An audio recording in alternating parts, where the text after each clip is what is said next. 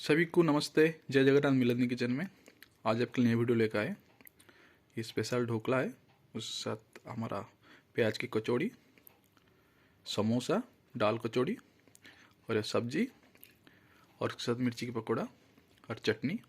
Video अच्छी लगे तो हमारे चैनल को सब्सक्राइब कीजिए और वीडियो को लाइक शेयर कीजिए।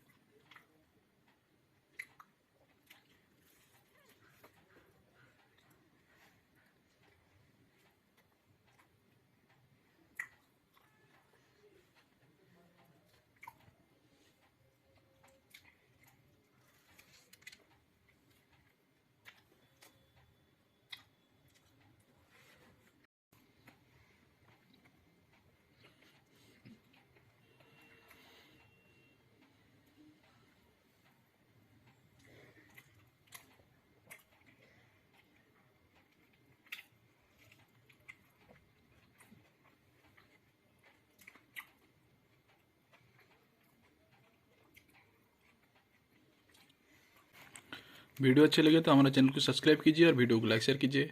सभी को जय जगन्नाथ, प्रणाम।